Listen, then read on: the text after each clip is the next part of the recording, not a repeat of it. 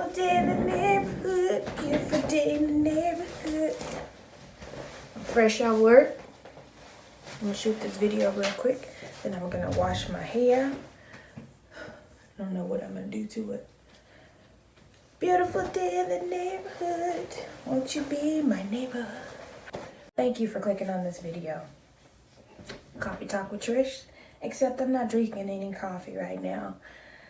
I want to talk to my friends and whoever is watching the video about a very important topic to me.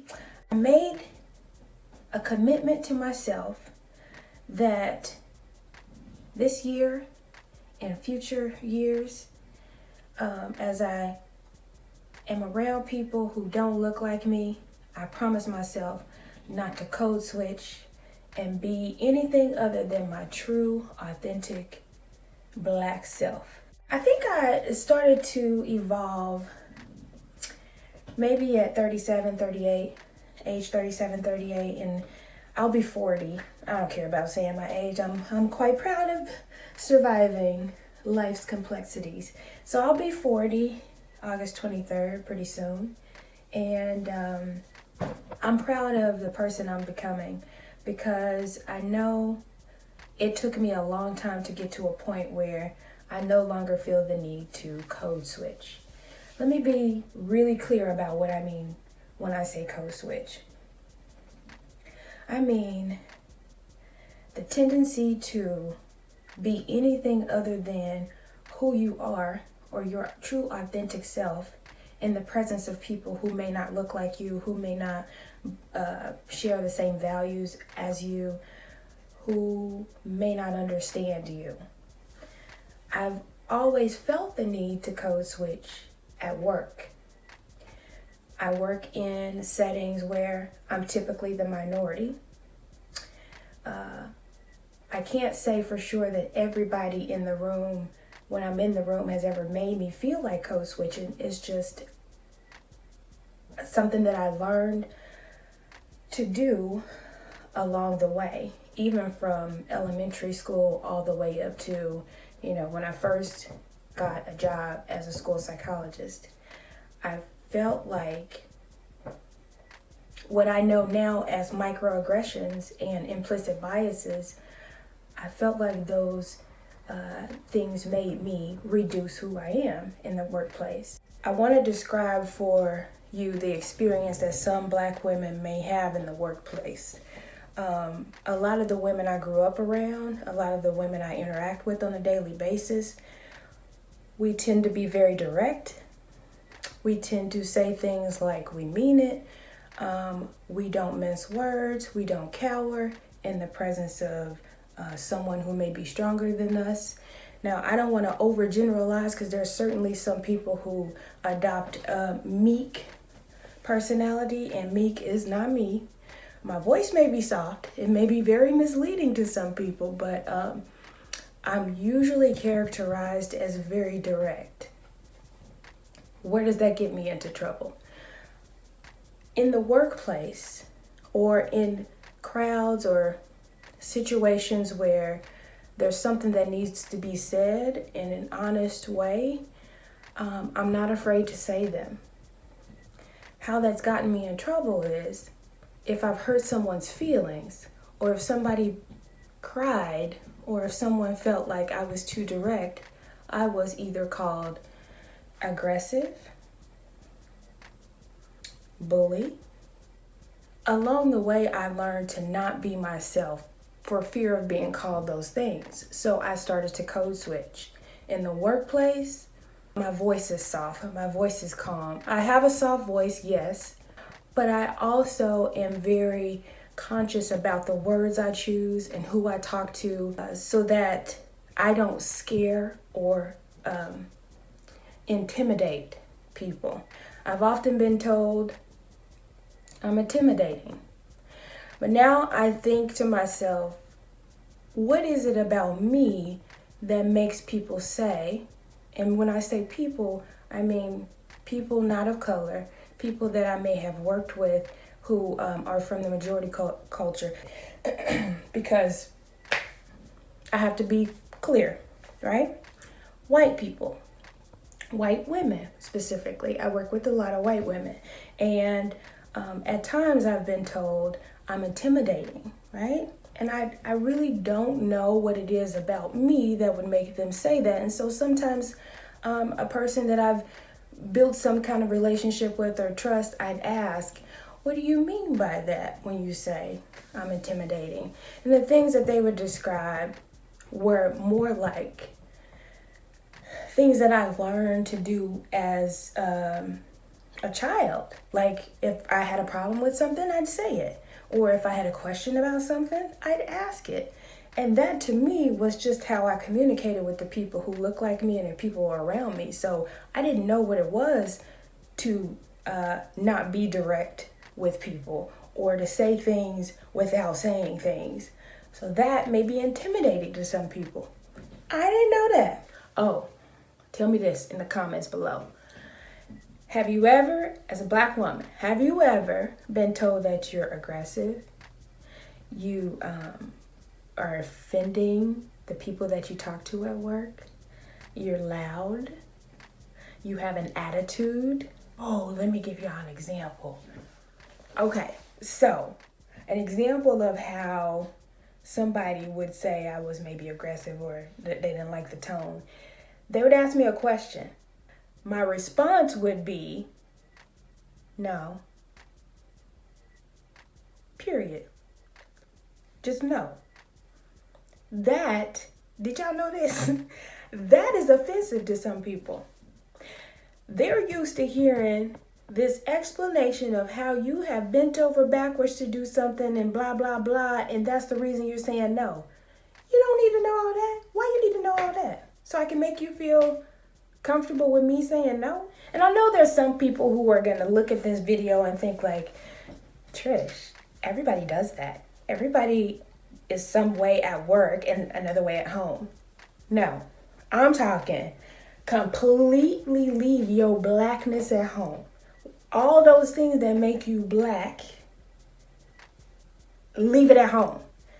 And at work, you are completely different in the way you talk, the things you're interested in, the way you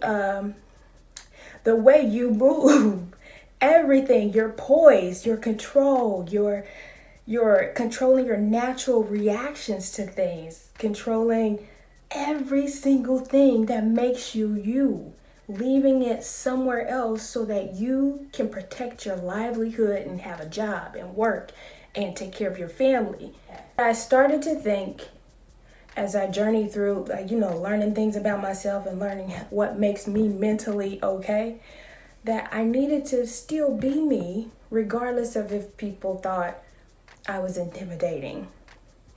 I started to describe myself in other terms as assertive. I was. As long as I'm respectful of the other person that I need to talk to and to be honest with, and I don't insult them, what's wrong with me saying things the way that I'm thinking or being clear about what it is I want to communicate to people? And instead of me being intimidating, why don't people just say they're intimidated and not blame it on me? I've learned along the way to be myself regardless of what people have described my personality as. And I've learned not to reduce myself in situations where I may feel like they don't understand me. Microaggressions, implicit biases, things like that. I don't let those types of things dictate how I show up. I'm gonna just focus on being who I am. And if people decide that who I am is threatening to them, then that's their problem. I don't know if y'all truly know what I'm talking about when I say code switch and the microaggressions or the implicit biases that have happened. Let me give you a few examples. Over the years in the workplace, things like talking about my hair. For a long time, I was not natural. I had a chemically straightened hair, like a perm. But a lot of black girls have gone through this. And I think it was maybe when I turned 30, I decided to go natural. And of course, in the workplace, the topic of conversation centered around my hair. I personally don't mind my friends asking me about my hair or just kind of engaging in conversations about hair because I love it. But if I'm in a meeting where I have to facilitate the meeting and then we're talking about what my hair looks like today, yeah, it kind of makes me feel like a zoo animal. Like I'm on display. And sometimes I just wanted to come to work and just work and not talk about hair, right? So, of course, because I didn't want to talk about hair sometimes, I felt the need to not wear my hair certain ways. Trish, don't wear the puffs today because I don't want them to touch your puffs. Trish, you can't wear braids to work because I don't want them to ask you where you get all the hair from. Those were some of the things that I dealt with, and it caused me to code switch. So I'm going to wear my hair in a way that I think is more like professional. And I don't do that anymore. Like next week, you might see me in some braids, right? You might see a fro. And I don't care about big hair anymore. And I'm glad that I've gotten to a point where I don't have to worry about my hair. As my career has gone on, there's been several instances where people tell me, you're very well spoken, you have good command of the English language, you speak so clearly, those kinds of things. I think I wrote a post about this on Facebook one time where I explained, it's offensive to tell a black person or any person of color that they speak well or they can speak English very well. Because first of all, you're showing me that you didn't expect my black self to be able to talk like I got some sense. I speak English, but I also speak another language. I speak a black language, and sometimes it comes out. And now that I'm on this journey of being my true authentic self, if I'm in a meeting or if I'm at work and that other language comes out, hey, I let it rip, okay? And people understand me. It wasn't so bad after all, right? Biggest pet peeve is like if I'm sitting at a table and we're talking about a kid and the kid has been through some stuff, I hate the pity on a family because you don't understand it or you think that your way of life is better than what this kid might be experiencing. And a lot of you who may work in the education arena, I know you've come across some situations where kids are in some horrible conditions or what you can perceive to be horrible conditions because they're not something you were used to growing up in or that you would describe as a healthy background. And I don't always know the right words to say to the team or the people that I'm talking to. The self-pity or pity on a kid or a family is not what they're needing at that time. Sometimes it comes out in a frustrating way. But to me, that's an implicit bias. It is saying that because this kid doesn't have what I perceive to be the best way of life, that they're going to be doomed or destined for nothing. And I'm a true testament that that's not the case. I grew up in the poorest of conditions, poverty. You wouldn't have thought that I would have made it out, but here I am and I'm okay. So I support meeting people where they are and not necessarily putting my own beliefs onto somebody else's family, you know? But it's situations like that where in a meeting I really have to be careful with how I talk or how I approach handling conversations like that, because those are situations where the team member could see me as being aggressive or offensive to them, you know? So I have to be really careful. I have to be really careful about telling people when they offend me or when they offend my people. And I say it, but I have learned to say it. There have been times where I've sat in a meeting and I've heard something derogatory and I haven't spoken up, but I've evolved to a point where I can talk about it. And in 2020, I feel like everything that happened with George Floyd, Ahmaud Arbery, those things have created this willingness to talk openly about race and how disproportionately we are killed by officers or police brutality is a thing in my community. We've been saying it for decades, but now I think in 2020 people are really starting to listen, and with that, other things have sparked, like conversations about why your exec board don't have no black people or people of color. Why are you talking about everybody matter and you sitting at the table with everybody who looks like you? And how do we matter if we're not in positions to help y'all make decisions? You know? So I'm thankful for 2020 in that way, that we're talking about it, and I'm so much more confident in being my true black self in a lot of different spaces and having conversations with people who don't look like me in a very candid way. So I welcome that conversation. So code switching, out the door.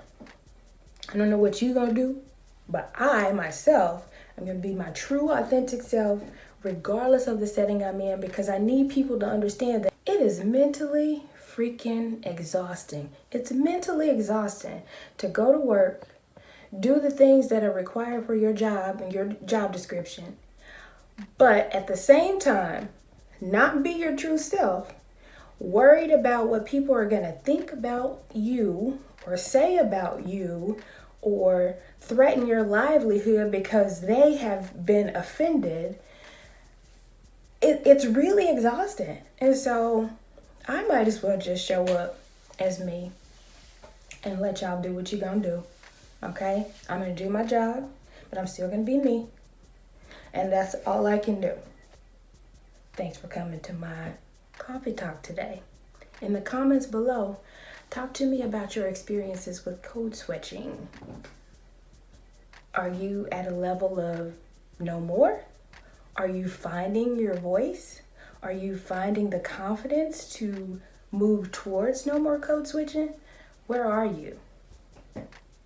I'll talk to y'all later. Bye.